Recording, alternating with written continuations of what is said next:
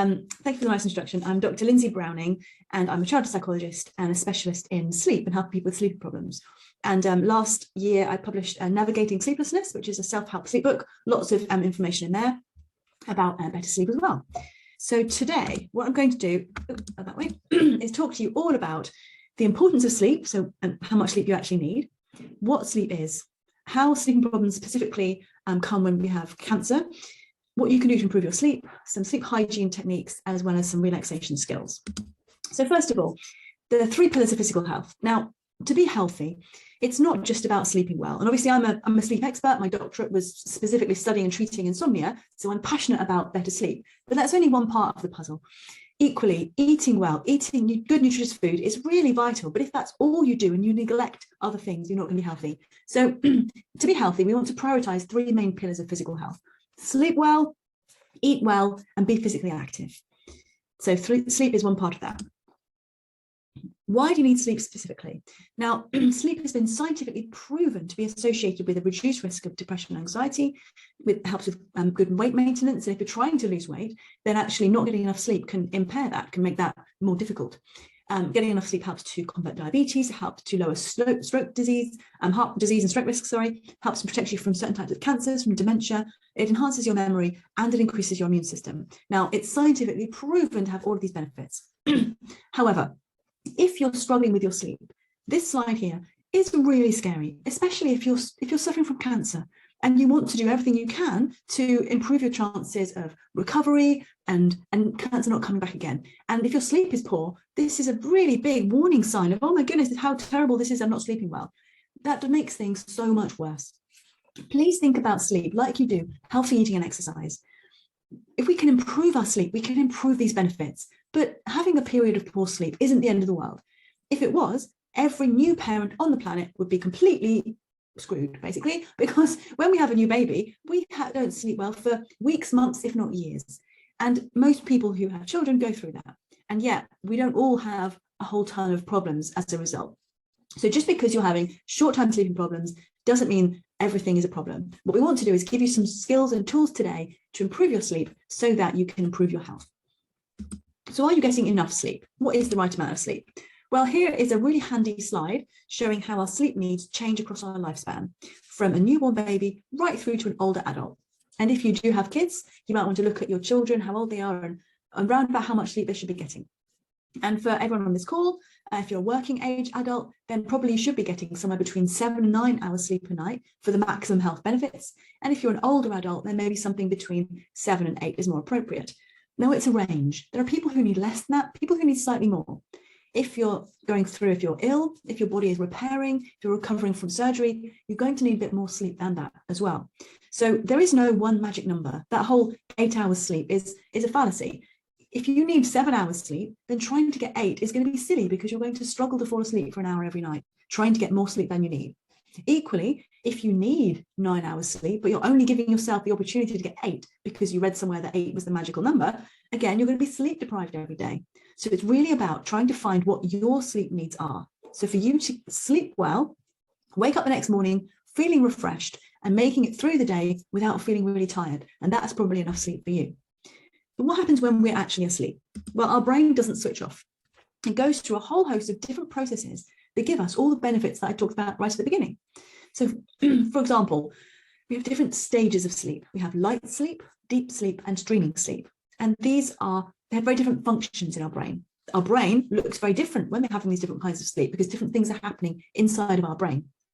And what's important is that no one of these is the most important part of sleep. I hear from so many people that deep sleep is the most important part. And people tell me, Dr. Browning, can you help me get more deep sleep because that's the best part of sleep and I'm getting too much light sleep and that's the bad bit of sleep. And that's rubbish. This is just like a plate of food. If you had a plate of food and it only contained broccoli, that wouldn't be healthy. That wouldn't be a balanced diet.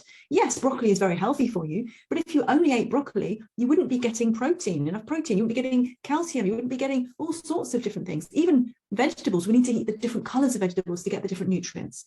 So think of your sleep like a plate of food. You need light sleep and deep sleep and dreaming sleep to be healthy. Those are like all the different food groups, as it were. So don't worry too much if you've got a Fitbit, a tracker or something like that, and it tells you how much sleep you get in the different parts, because, well, A, they're not very accurate, to be fair, and B, unless you know what ideal is, then you're trying to compare the numbers that you get with something that you don't even know. So this pie chart here shows what an ideal night's sleep would be for somebody who is 21. And as we get older, and I'm significantly older than 21, as we get older than that, we tend to get less and less deep sleep. And that's just part of aging, and that's normal. Children have much more deep sleep than we do as adults, because deep sleep is specifically where we produce growth hormone, for example. And obviously, when we're an adult, we're not growing anymore. So this is approximately the proportion of different parts of sleep that we would get when we're 21. This is what a night's sleep looks like. It kind of looks like waves going across the night. Light sleep, deep sleep right at the bottom, and then dreaming sleep. Light sleep, deep sleep at the bottom, dreaming sleep at the top. So dreaming sleep here is marked R, because dreaming sleep is also called REM sleep, or rapid eye movement sleep, because when we're dreaming, our eyes move rapidly beneath our eyelids as we dream. Now, this is a really interesting slide. It's got loads of information that I want to talk to you about. And I know it's sciencey, but in order to sleep well, I think it's important to understand what good sleep looks like. Because if you don't know what good sleep looks like, you can start to worry about your sleep when actually it might be completely normal. And if we start to worry about our sleep, thinking it's wrong, then we can give ourselves a sleeping problem based on nothing. So these sleep cycles that we have, each last around about an hour and a half. So in every hour and a half-ish in the night, you'll go light sleep, deep sleep, and then dreaming sleep. And then you'll wake up. And then you'll have another sleep cycle, light sleep, deep sleep, dreaming sleep. And then you'll wake up again. And these will repeat across the night. Now, this is really important because most people think that if you wake up in the night, your sleep is fragmented. It's of poor quality. You've got broken sleep. It's not good. But actually, just look at this slide. Sleep, by its very definition, is fragmented. It is broken up into approximately hour and a half chunks. And if we wake up in between these sleep cycles and we're awake for 90 seconds, and we're awake for such a short amount of time that we won't remember waking up the next morning, or we wake up in between them for 5 minutes and we get up and we go to the loo, and the next morning we remember, oh yeah, we woke up last night and we went to the toilet. The sleep quality of those two different examples is just the same. It's just that in one of them, we were awake for long enough to realize that we were awake. And of course, if you're awake for long enough to realize you're awake, sometimes we can start to worry, oh no, I've woken up now, my sleep is ruined, I haven't slept through the night, that means I don't have good quality sleep. And then we'll start getting anxious and stressed and worried. And when we're anxious, stressed and worried, it's harder to sleep. So I want you to understand that waking up in the night is completely normal. And the older we get, the more likely it is that we're going to be awake for long enough to realize we're awake. So when you were 18, you probably slept through the night without remembering waking up.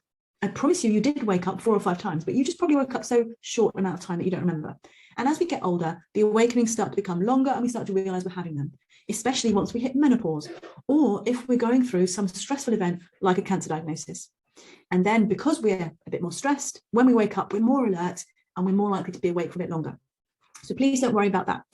And also deep sleep is where we physically regenerate our body, and dreaming sleep, right at the top, that blue bit, that's where we process emotion. So again, if you're going through a difficult time, like for example, you've been faced with a cancer diagnosis, you're going to be processing that during your dreaming sleep. Our dreaming sleep, part of its actual function is to be overnight therapy. So we are supposed to dream at night about whatever's going on in our lives so that our brain and our emotions can kind of make sense of it and come to terms with it.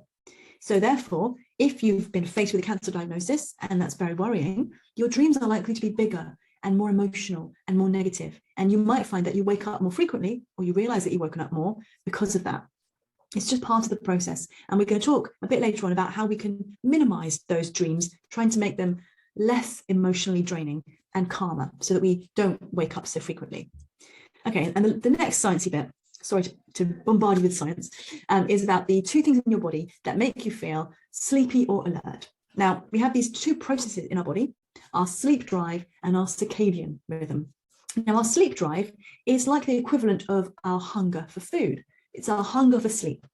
And the longer it's been since you last slept, the more hungry for sleep you'll be, until you've been awake for ages, so you're really hungry for sleep, and then you fall asleep, and that reduces right down. And then once you wake up, it'll start to build up again until you fall asleep, and it'll deplete again. Now, the trouble is, if we are napping during the day, or if we're spending a long time in bed, maybe because of cancer, you're spending extra time in bed through the day when you're kind of dozing in and out of sleep for a lot of the day, that really affects our sleep drive because we're having lots of tiny sleeps through the day. And then, of course, when nighttime comes, we're nowhere near as hungry for sleep as we would have been had we got up and been awake all day. And then we can struggle to fall asleep at night because simply we're just not hungry enough for sleep. Think about it like food. If you spent all day snacking on crisps and peanuts, only tiny bits here and there, not like sitting down having a whole big bowl of peanuts, but you just every few minutes have another couple of peanuts, you might never be hungry enough for a proper meal. This is what happens with sleep. So have a think about your sleep, and are you catnapping during the day a lot? Are you napping? Is that impacting your ability to have a big block of sleep at night? And second sciencey bit here is our circadian drive. Now that's our 24-hour clock inside of our bodies that makes us feel sleepy or awake. And when we are in the UK right now, this is a local cancer charity, so you're probably all near about working in Berkshire, that Bracknell, that kind of time place. So we're all right now, middle of the day, beautiful sunny day, and our bodies know that it's daytime. And this evening, when the sun goes down, our bodies will know that it's nighttime, and they'll produce melatonin and we'll go to sleep. However, it can go wrong if we go to another country. So maybe you go to America or Asia, and then suddenly your body's in a different time zone to the country you're in, and you're feeling awake when everyone else is asleep, or vice versa. But like I said, if we're all in the UK right now and we're all pretty much in UK time, then we should be fine. However, what if we're not getting the right signals to make our circadian drive really big? So we want to be really awake during the day and really sleepy at night. We want that to be a big distinction. We don't want to be a little bit awake during the day and then a bit sleepy at night, but without that big change. The primary thing that regulates our circadian rhythm is sunshine. So just like I said, today is the most glorious day. When we see lots of bright sunshine in our eyes, when we see it, our brains know, oh, look at all the sunshine, and it's clearly the middle of the day. Let's be really awake right now, and let's produce melatonin about 8 to 10 hours from now, after the maximum sunshine of the day. That's how it's supposed to work. So getting outside and seeing sunshine during the day is really vital for helping us sleep at night. If you're experiencing cancer, or your lifestyle choices are such that you don't really go out so much, maybe you have mobility issues, maybe you're too tired to go outside, maybe you're stuck inside having chemo, you're not getting therefore sunshine during the day to tell your brain that it's daytime. And then our brains can start to get a bit fuzzy on the difference between night and day, because we're not giving ourselves the distinction between bright light during the day, darkness at night. So if you can, get outside during the day, especially in the morning. If you're struggling to fall asleep, make sure you get out early in the morning for bright sunshine.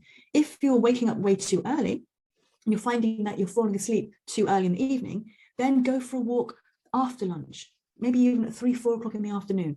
Go outside. If you can't go for a walk, sit in the garden for a while, get some sunshine exposure to help boost your circadian rhythm and help you be awake during the day and sleepy at night. Okay, what about specifically cancer and sleep? I've talked a little bit about a couple of things related, but primarily the biggest impact, I would say, is worry and anxiety about a cancer diagnosis. Because when we're faced with cancer diagnosis, there's a huge amount of emotions and stress and anxiety and worry that comes along with that. Whenever we are faced with anxiety or worry in our lives, then our body reacts physically to that anxiety, and we become more alert because our body is trying to help us. Our fight or flight mode, as it were, is trying to help us to be able to deal with that problem, to fight the problem or run away. But of course, you can't physically fight cancer or run away from it as much as we might like, but your body is still reacting in the same way. So your heart will be racing, you're breathing fast and shallow, you'll be having cortisol, adrenaline rushing through your body because you're really stressed and anxious. Now, as part of that biological reaction to stress and anxiety, your body is deliberately trying to keep you awake because it thinks, well, if there's a problem, a stress, we need to stay awake so that we can react to that problem. So of course, when we're trying to go to sleep at night, our body's saying, no, let's not sleep. We've got all these problems to face. We need to think about them and try and resolve them. So we can struggle to sleep quite badly when we're experiencing stress and anxiety. Also, specifically with cancer, the treatment drugs can cause sleeplessness. They can also cause daytime drowsiness. So not only are you potentially faced with on it being less able to sleep due to the drugs, but also during the day, you'll feel even more tired. So that's a vicious cycle. And also hormone therapies can cause hot flushes. And we also get this during the menopause, causes these huge hot flushes in the middle of the night, can really disrupt sleep, wake you up covered in sweat or feeling really, really hot, and it can be hard to fall back to sleep again. So how can we help to sleep more easily when we're facing all of these challenges? So let's talk about some sleep tips. So good sleep hygiene is a really great place to start. So I'm going to talk about all of these things in some detail. So why having regular bedtime wake time is important, eating meals regularly, exercise, sunshine, processing your thoughts during the day, wind down time before bed, and that your bed should be for sleep and not work. So let's talk about all of these in some detail and why they're important and what you can do. So regular bedtime and wake time. This is really important because our circadian rhythm, that 24-hour clock that we have, it loves regularity. So it loves to go to bed at the same time every day and wake up at the same time every day, 7 days a week. Now that's boring. I don't want to do that. So is eating salad, kale, and going to the gym. Those are boring things, but I know that they make me healthier. Having a regular bedtime and wake time 7 days a week, that means not going to bed much later at the weekend and sleeping in much later at the weekend and then trying to go to bed really early during the week and wake up really early. Those things don't help our body. So try to be as regular as possible for your sleep. Exercise. Now, of course, if you're experiencing cancer, you might not be able to or feel that you want to go to the gym, but see what exercise you can do that is okay for you. Maybe if that's just going for a walk around the block, going for a walk around the park. I mean, today, like I said, it's a beautiful day. Just go for a 5, 10, 15-minute walk outside. You'll get some sunshine, you get some physical activity, which will make you feel, not only will make you feel mentally better and physically better, but also it will directly help your sleep that night. If we increase our exercise during the day, then we tend to increase that deep sleep, which helps to pull us into being asleep. Now, I've already mentioned how important getting sunshine exposure is. Honestly, ask yourself honestly, have I left the house today? Did I leave the house yesterday? Do days go by when I don't leave the house? If that is the case, try to make sure that you leave the house every day. Even if it's just to go out and sit in the garden or in a local park, just to have a cup of coffee in the morning, just to get outside and get some of that sunlight, it's going to really help. Now, don't use your bed for work. Now, in an ideal world, I'm a sleep specialist and I talk about ideals a lot. In an ideal world, I would want you to not use your bed, your bedroom, for anything other than sleep and sex. So just keep your bedroom as a sanctuary for sleep. However, I live in the real world. I'm sure you do as well. And especially during the whole last couple of years of craziness, we don't have in my house, I don't have 4 spare offices in my house. So when everyone was working from home and doing homeschooling, people had to have their bedroom doubling up as an office or a classroom and bedroom. But of course, if we use our bedroom for things other than sleep, then our brain can start to think about work and responsibilities and stress when we're trying to go to bed, because it remembers, oh, well, this is where we do all our work. So if you do have to make your bedroom doubling up as an office as well, try to make sure that you're not doing any work in bed. If you are stuck in bed because you're so weak through cancer, just try to make some kind of distinction between I'm in bed to be awake versus I'm in bed being asleep. So maybe even you could have a different cover, like a different duvet or a different blanket or a different cushion that you use when you're in bed, just sitting there, resting, watching TV, doing some work, versus the different bed cover, different cushion when you're in bed for sleep. So that at least your brain, you have a distinction between when you use your bed for other things versus when you use your bed for sleep. Or like I said, in an ideal world, have a desk in your bedroom where you do work, or even better, have a different room altogether if you're so rich that can happen for you. Okay, a wind down time before bed. Now, you probably read this. Why is a wind down time before bed so important? Well, if we are busy and stressed and doing work right up until the second before we go to sleep, and then we expect that we're magically going to just relax and go to sleep, it's not going to happen, because we can't just flip our stress levels and our emotions like that. So it's a really good idea to give yourself a bit of de-stress relaxation time before bed. So 30 minutes to an hour is a great amount of time for that. What isn't so helpful is having a huge long wind down time before bed. I talk to people who stop doing anything after 7 and they're going to bed at 11. And between 7 and 11, they just put dim music, dim lights on and relaxing music, and that's all they do. How boring is that? If you're doing that for hours before bed because you're worried that you won't sleep well, all you're doing is thinking about and stressing about sleep for hours before bed.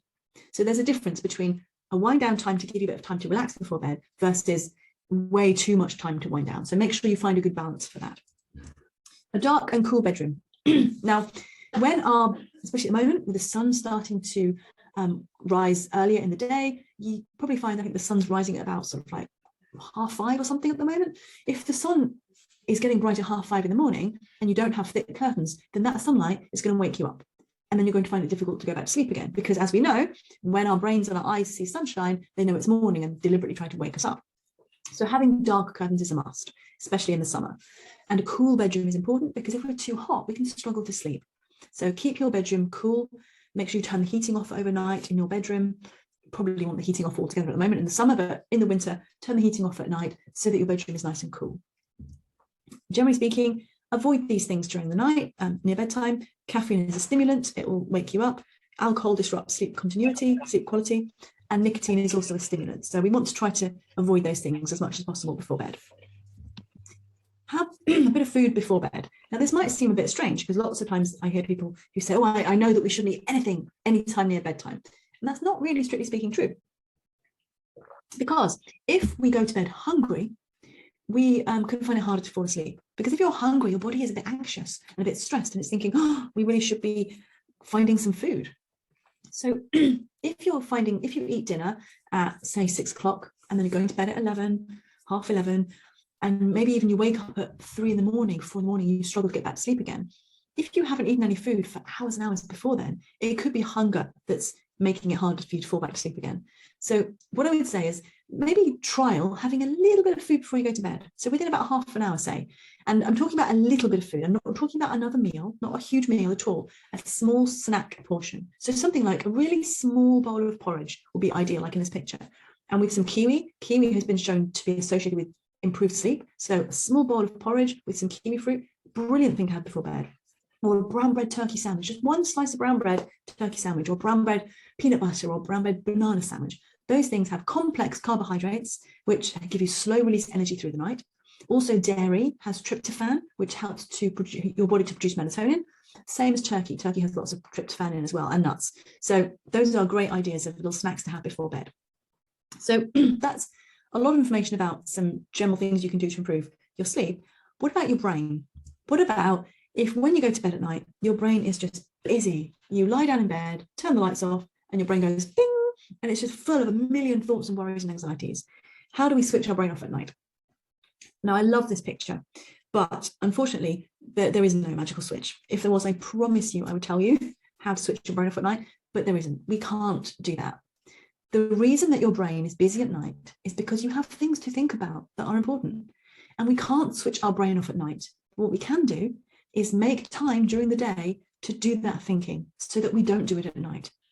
If you don't make time during the day to stop and think about any worries, about any anxieties, about how you feel about cancer, about how you're worried about your relationship, worried about your finances, all of these things, if you don't make time during the day to stop and think about those things, then when you lie down at night in the dark and silence of the bed, your brain will go, oh, brilliant, let's start thinking about all this stuff now, because now we've got time and space to do that. And of course, that's not what you want when you're trying to drift off to sleep, to start worrying about all these anxieties. We need to be proactive and make time during the day to do this thinking. So what I suggest is journaling. It's a fantastic thing. That there are loads of journals that you can buy, like self-care journals, worry journals, gratitude journals. I can list a couple of really good ones that I like. That's a really great way of prompting you to think during the day. Write down your to-do list during the day so that you're not thinking at night, oh, I forgot to pay that bill, because you've already made time to think about it. Okay, so let's say you've done all that good sleep hygiene stuff I talked about. You've made time during the day to do the brain dumping and that worries so that it's not all in your brain at night.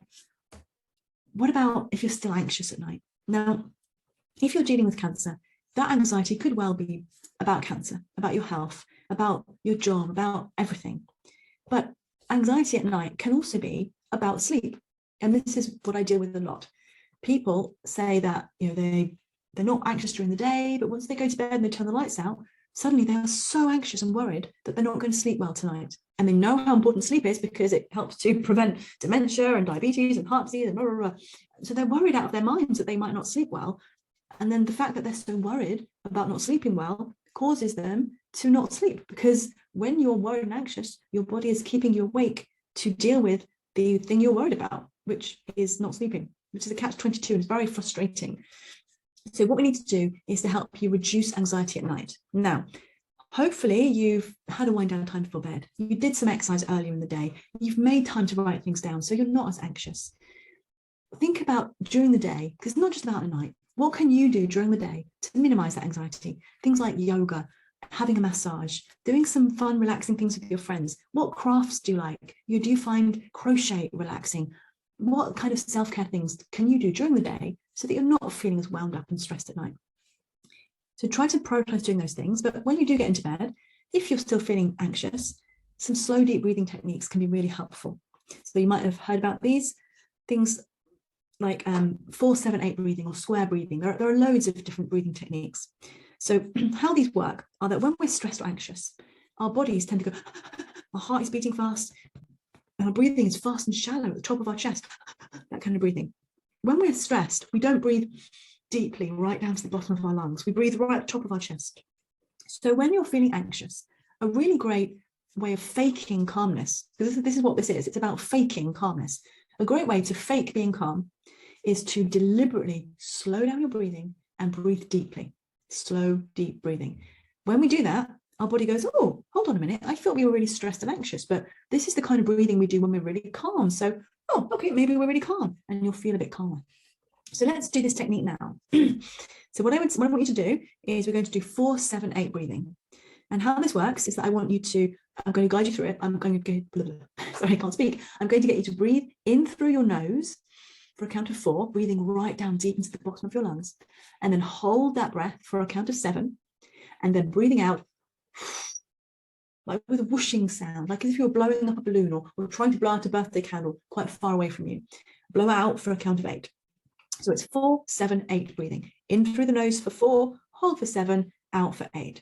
So we'll do this a couple of times in a row now. So if I can get you all just to breathe out, and then breathe in through your nose, 2, 3, 4. Hold, 2, 3, 4, 5, 6, 7. Out. 4, 5, 6, 7, 8. In through the nose, 2, 3, 4. Hold, 2, 3, 4, 5, 6, 7. Out. 3, 4, 5, 6, 7, 8. Okay, so that was just doing that technique a couple of times in a row. What I suggest is you could do that between 4 to 8 times in a row as you're lying in bed. It's a really good way of just calming everything down and relaxing. You can also do it during the day. If you're feeling quite anxious before a doctor's appointment or something, for example, you can just do that breathing technique there. If you are in public or next to your partner in bed, you might not want to do the breathing out really loudly thing, because he might look at you and you might feel a bit embarrassed. So just do that a bit quietly. But if you are on your own, or if you feel particularly, you don't care what people think, then absolutely make that big whooshing sound. It's even more effective that way. Okay.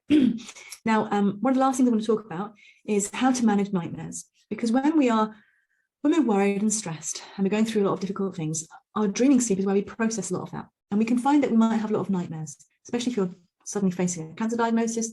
There's a lot of negativity there. And when we have nightmares, we can find ourselves waking up from this dreaming sleep, feeling really stressed and panicked. And that can make it, maybe you might not want to fall asleep because you don't want to have a nightmare again. But there are some things you can do to improve nightmares. So one technique, which is really effective and great with things like PTSD, is called nightmare rescripting. And basically, it's about thinking about the last bad dream that you had, whichever one that might be, not necessarily the worst one you've ever had, but just the most recent one. So say, for example, you had a dream that you were being chased by a scary monster, like in this picture. So you're imagining, yep, I was running away and I'm being chased by this scary monster. And then I want you to rescript it, change it, because nightmares are in your brain and you made them. You are in control of them. So let's change it. So I'm imagining that I'm running away from a scary monster. I'm running down the street when all of a sudden the doors to houses that I'm running down open, and out come hundreds of golden retriever puppies, and they start running into the road, and they start running up to me, and they're climbing up me, and they're ticklish, and they're licking me, and I'm laughing, and they're climbing up the monster that's behind me, and he's ticklish as well, so he starts laughing, and he's covered in puppies. And you see what I mean? I'm changing the scary dream into something really farcical, really ridiculous, really vivid and funny and cute. And who can be scared looking at that? I mean, genuinely, this is the most cute slide of picture of puppies in the world. Doesn't have to be puppies, obviously. Just change your dream, take control, and change it into something really vivid and funny and cute.